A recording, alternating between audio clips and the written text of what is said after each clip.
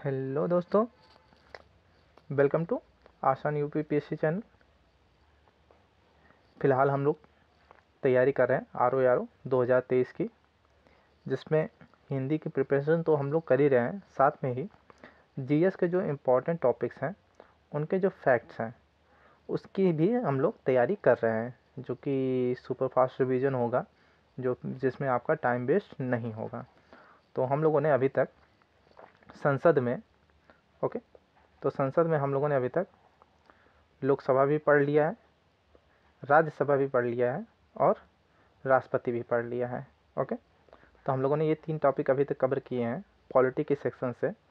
और जो हमारा तीसरा चौथा टॉपिक्स है वो संसद से ही है, और उसमें क्या है, संसद की जो प्रक्रिया और कार्य होते हैं उसके संबंध में कुछ इम्पोर्टेंट आर्टिकल्स, अनुच्छेद और उसकी जो कुछ टर्म्स हैं उसको हम लोग इस स्लाइड्स में देखने वाले हैं। तो फिलहाल स्टार्ट करते हैं अपनी स्लाइड। तो फिलहाल आर्टिकल है अनुच्छेद 105।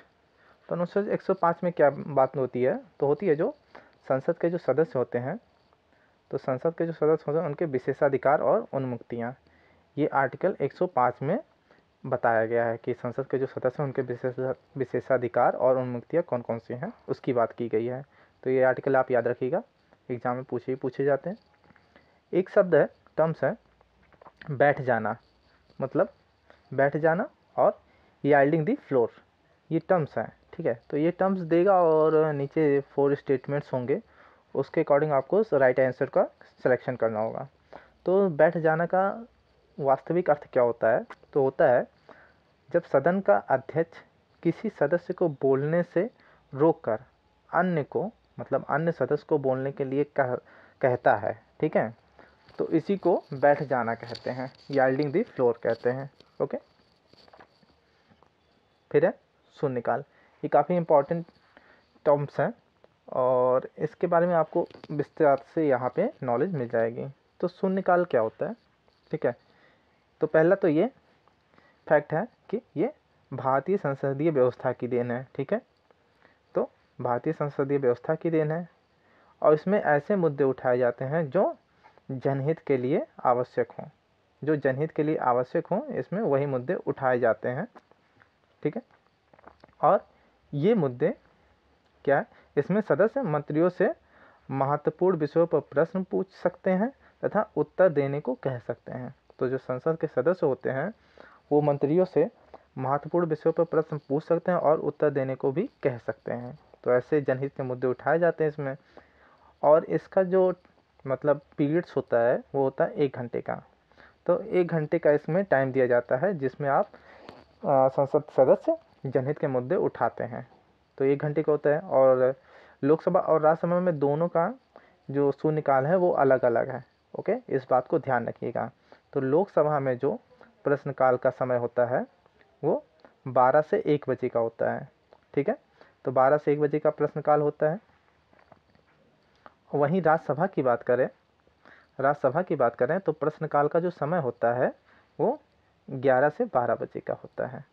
ठीक है, 11 से 12 बजे का होता है। ठीक है, सॉरी मैंने गलत पढ़ा। तो ये प्रश्नकाल से पहले का होता है समय, तो मतलब प्रश्नकाल यहाँ 12 से 1 का होता है राज्यसभा में, वहीं जो शून्यकाल है वो 11 से 12 बजे का होता है। ठीक है, 11 से 12 बजे का होता है। जबकि मैंने यहाँ पे बताया है कि जो शून्यकाल वाला था तो लोकसभा में ये प्रश्नकाल के बाद आता है।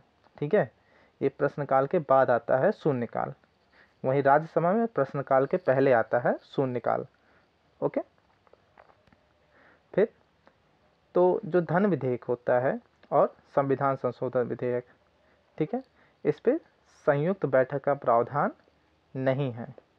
ओके, तो धन विधेयक और संविधान संशोधन विधेयक पर संयुक्त बैठक का प्रावधान नहीं है। वहीं अनुच्छेद 118, अब इसमें क्या कहता है, तो जो संयुक्त बैठक होती है, तो संयुक्त बैठक किस आर्टिकल के तहत होती है, तो आर्टिकल 108। ओके, ये राष्ट्रपति द्वारा बुलाया जाता है। तो 108 के तहत, आर्टिकल के तहत संयुक्त बैठक का प्रावधान है, जिसमें 118 अनुच्छेद 118 के तहत लोकसभा अध्यक्ष संयुक्त बैठक की अध्यक्षता करता है। ओके, अभी तक 3 बार संयुक्त बैठक हो चुकी है, 3 बार संयुक्त बैठक हो चुकी है। और वो कौन कौन सी है? तो संयुक्त बैठक जो है वो है एक दहेज निरोधक अधिनियम 1961 इस पे, और बैंक सेवा आयोग निरसन विधेयक 1989 और पोटा 2002। इन 3 विधेयकों पर संयुक्त बैठक का अभी तक आयोजन किया जा चुका है। ठीक है, इसको आप याद कर लीजिएगा। फिर तो और धन विधेयक, ठीक है, तो धन विधेयक का कौन सा आर्टिकल है? 110 से धन विधेयक की परिभाषा होती है। ओके, और लोकसभा अध्यक्ष द्वारा इसका निर्णय होता है कि हाँ ये धन विधेयक है कि नहीं। अगर किसी विधेयक का निर्णय करना है कि ये धन विधेयक है कि नहीं, तो उसमें लोकसभा अध्यक्ष ही मुख्य भूमिका निभाता है। और जो अनुच्छेद 112 है उसमें क्या प्रावधान है? वार्षिक वित्तीय विवरण। ठीक है, इसी को हम लोग बजट भी कहते हैं, इसी को हम लोग बजट भी कहते हैं, जो कि हमारे संविधान में बजट शब्द का कहीं उल्लेख नहीं है, लेकिन जो बजट के संबंध में जो शब्द है वो है वार्षिक वित्तीय विवरण। ओके, इसका उल्लेख है। संचित निधि, संचित निधि का जो आर्टिकल है वो 266 है। ठीक है, और संचित निधि से धन निकालने हेतु विनियोग विधेयक पेश किया जाता है, विनियोग विधेयक पेश किया जाता है जिसका अनुच्छेद 117 है। तो अनुच्छेद 117 के तहत विनियोग विधेयक पेश किया जाता है, तभी जाके हम संचित निधि से पैसा निकाल के किसी योजना परियोजना में पैसा लगा सकते हैं। विनियोग विधेयक अगर नहीं पारित होता है तो हम संचित निधि से पैसा नहीं निकाल पाते हैं। ओके, अनुच्छेद 116, अनुच्छेद 116 क्या कहता है? अगर विनियोग विधेयक से पहले पैसे की जरूरत पड़ती है, विनियोग विधेयक से पहले पैसे की अगर जरूरत पड़ती है तो सरकार लेखानुदान बिल पेश करती है। ठीक है, लेखानुदान बिल पेश करती है जिसमें कुछ पैसे की पहले से ही पूर्ति करने के लिए ऐसा बिल पेश किया जाता है। अगर विनियोग विधेयक नहीं पास हुआ और ज़रूरत है पैसे की, तो उससे पहले हम सरकार लेखानुदान पेश करती है जिससे पैसे की पूर्ति हो जाती है। इसके लिए आर्टिकल है 116 लेखानुदान के लिए। ओके, अब विनियोग विधेयक के लिए आर्टिकल कौन सा था? 117। ठीक है, तो जो संसद का सचिवालय है, संसद का सचिवालय सरकार से स्वतंत्र होता है। ठीक है, इसको आप याद करिएगा, संसद का सचिवालय जो है वो सरकार से स्वतंत्र होता है। और आर्टिकल अनुच्छेद 87 में क्या प्रावधान है? तो ये राष्ट्रपति का भाषण की इसमें बात होती है कि हाँ राष्ट्रपति के भाषण की बात होगी। अब राष्ट्रपति का भाषण कब कब होता है? तो जो चुनाव होता है, जो भी आम चुनाव होगा उसकी जो प्रथम बैठक होगी उसमें राष्ट्रपति अपना भाषण देते हैं। ओके, और जब भी संसद का प्रथम सत्र का आयोजन होता है, आरंभ होता है, तो दोनों सदनों की संयुक्त भाषण देता है राष्ट्रपति। ठीक है, तो कब कब होगा? एक चुनाव के आम चुनाव होगा उसकी प्रथम बैठक को संबोधित करेगा राष्ट्रपति, और फिर जो भी प्रथम सत्र आयोजन होगा उसमें दोनों सत्रों को संयुक्त संबोधन करेगा राष्ट्रपति। और इसमें भाषण में होता क्या क्या है? तो भाषण में ये होता है कि संसद को उसके आह्वान के कारणों के विषय में सूचित किया जाता है। ठीक है, भाषण में ऐसा कुछ प्रावधान रहता है कि हाँ बताया जाता है राष्ट्रपति द्वारा कि ये क्यों सत्र बुलाया गया है ऐसा। ठीक है, आर्टिकल 85, अनुच्छेद 85। अब इसमें क्या है? सदन के बैठक में 6 महीने से अधिक का अंतराल नहीं होना चाहिए। ये 85 में कहा गया है, अनुच्छेद 85 में। तो मतलब एक साल में संसद की कितनी मिनिमम बैठक होनी चाहिए? 2 बैठक मिनिमम होनी ही चाहिए संसद की। ओके, अब संसद के अधिकारी में कौन कौन से लोग आते हैं?